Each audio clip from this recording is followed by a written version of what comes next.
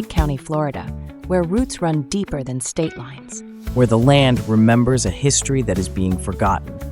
A land that is quickly being paved over with overcrowded roads and housing developments. Before the tourists, before the citrus groves, before the roads were paved, this land was alive with stories. And every day as more and more of the land is destroyed, these stories are getting buried, lost, and forgotten. I'm Jesse Brooks. And I'm Ben Travers. And this is What's Up, Lake County, the podcast that digs deep into the stories shaping our communities, past and present. Long before the Spanish or the British, before anyone even called this Florida, this land was home to the Timucuan people. Drawn here by the mild winters, the fertile land, and an abundance of fish and game. Today, Lake County has over 1,000 identified archaeological sites, mounds, pottery fragments, burial grounds, all echoing a civilization that thrived long before European maps knew this place existed. But when Europeans arrived in the 1500s, everything began to change. In 1562, the French Huguenots tried to settle at Astor, along the St. Johns River.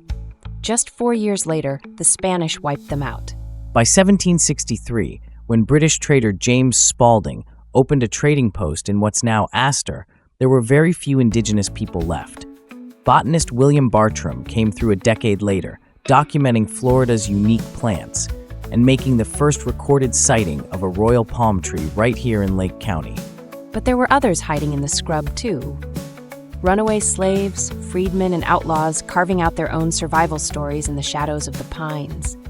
When Spain returned in 1782, land grants were handed out like poker chips, awarded to loyalists and political allies. One of those recipients was Moses Levy, a Jewish plantation owner who dreamed of building a settlement for oppressed European Jews. That dream didn't last long. His plantation was torched during the Seminole Wars. In 1823, after brutal conflict, the Seminoles were forced into a reservation. The U.S. government soon offered 160 acres to anyone who would arm themselves and settle the land. That deal changed everything. Settlers poured in, some chasing opportunity, others just trying to outrun the past. After the Civil War, another Homestead Act offered yet another 160-acre carrot. Veterans from both sides came looking for a fresh start, and towns slowly began to form. In 1887, Lake County was officially born, cut from Orange and Sumter counties. Tavares was named the county seat after, let's just say, some creative election tactics. One man, Major St. Clair Abrams, actually built the first courthouse with borrowed money to seal the deal. That courthouse is still standing today. The land gave generously until it didn't. The freezes of 1894 and 1895, and later the deep freezes in the 80s, crushed dreams and killed entire citrus empires. But people stayed, adapted, planted something new. During World Wars I and II, Lake County men enlisted in droves. The Home Guard patrolled the skies, and get this, the very first U.S. war bond sold in Leesburg. Today, Lake County's known for more than just its lakes.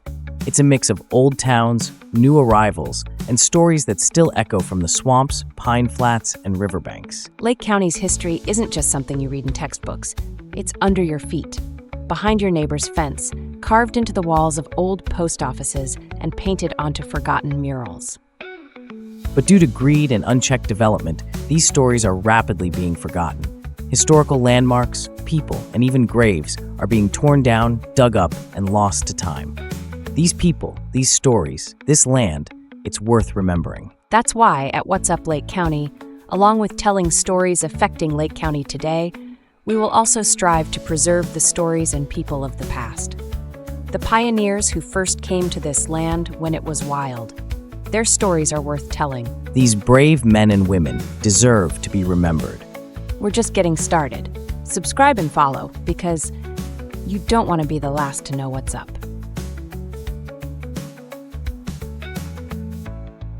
Got a story Lake County needs to hear? A memory, a mystery, a moment in history. If it happened here, we want to know about it. Drop us a comment, send us a message, or tag us in your post. Local news, upcoming events, family legends, forgotten headlines, nothing's off limits. Your stories are Lake County's story. Let's tell it together.